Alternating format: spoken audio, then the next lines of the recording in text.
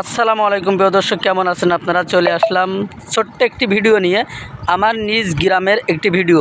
আমি যেখানে এখন অবস্থান করছি, আমার ডান পাশে বা বাম পাশে দেখতে পাচ্ছেন, এটা হলো পাইকগাছা থানার অন্তর্বর্তী স্থল, অর্থাৎ চাঁদখালী ইউনিয়ন। এখানে সর্বধরনের মাছের চাষ করা হয়। এখানে আপনারা যে ভিউগুলো দেখতে পাচ্ছেন, আমার পিছনে যে মাছ চাষের জিনিসগুলো দেখতে পাচ্ছেন, এটা কিন্তু অত্যন্ত সূক্ষ্মভাবে এগুলো করা হয়। আর এটাকে বলা হয়, আমাদের ভাষায়, আমাদের গ্রামের ভাষা বলা হয়, এটাকে মাছের ঘের বলা হয়। যারা দেখেননি, যারা বিদেশে আছেন বা প্রবাসে আছেন বা যারা অন্য জেলাতে আছেন, যারা পাইকগাছা থানা খুলনার অন্তর্বর্তী স্থল চেনেন না, যারা খুলনাতে কখনো আসেন নাই, তারাই বুঝতে পারবেন এই জিনিসটা কী জিনিস। যারা খুলনায় আছে তাদের কাছে হয়তো নতুন লাগতে পারে, কিন্তু যারা খুলনার বাইরে আছেন, এটাকে বলা হয় আমাদের এখানে মাছের ঘের বলা হয়। এখানে বিভিন্ন ধরনের মাছ চাষ করা হয়। নাম্বার ওয়ান হলো যেটাকে বলা হয় চিংড়ি মাছ, যেটা বিদেশে রপ্তানি করা হয়, বিদেশে যায়। তারপরে কাঁকড়া আছে, বিভিন্ন ধরনের ছাটিজ, তারপর গল্লা বলা হয়। এগুলো আপনারা হয়তো চিনবেন না, কিন্তু আমাদের খুলনার এলাকার লোক এগুলো কিন্তু অবশ্যই চিনবে, কেননা এগুলোকে আমরা হর হামেশা এগুলো আমাদের চিনতে চিনতে আমাদের ছোটোবেলা থেকে এই পর্যন্ত বয়স হয়ে গেছে। তো আপনারা যারা দেখতে পাচ্ছেন, আপনারা সুন্দর করে দেখেন, এগুলোকে বলা হয় ঘের।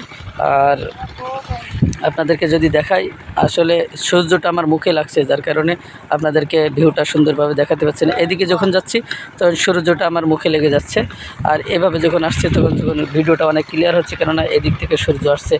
তো এখানে কিন্তু অনেক প্রজাতির মাছ এখানে উৎপাদন করা হয়। আমি আপনাদেরকে এটা যদি দেখাই, এখানে শৈল মাছের চাষ আছে, এ পাশে কই মাছের চাষ আছে, ও পাশে গলদা চিংড়ির চাষ আছে, ও পাশে বাগদার চাষ আছে, বিভিন্ন ধরনের মাছের চাষ আপনাদেরকে দেখাচ্ছি। মাছের চাষের ভিতরে আবার আপনি যদি একটু লক্ষ্য করে দেখেন, যে এখানে দেখেন একটি ছোট্ট একটা বাগুন গাছ লাগানো আছে, এই যে বাগুন গাছ।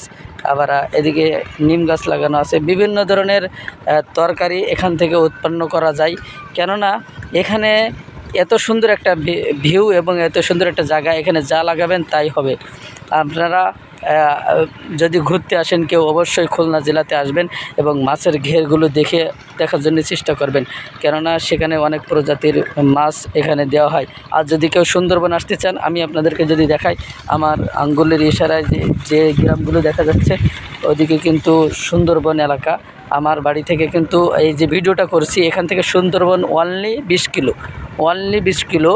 এই যে কালো গ্রামটা দেখা যাচ্ছে, এখান থেকে আপনাদেরকে আরেকটু দেখাই, এই যে কালো গ্রামটা দেখা যাচ্ছে, এখান থেকে যে গাছগাছালাগুলো, এখানেই কিন্তু সুন্দরবনের ভিউ পাওয়া যাবে।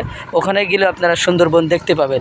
তো যারা সুন্দরবন দেখতে চান, আমার এই ভিডিওর মাধ্যমে অবশ্যই আপনাদেরকে বলে দিলাম, আপনারা ইনবক্স করবেন, আপনাদেরকে সুন্দরবন থেকে ঘুরিয়ে নিয়ে আসবো।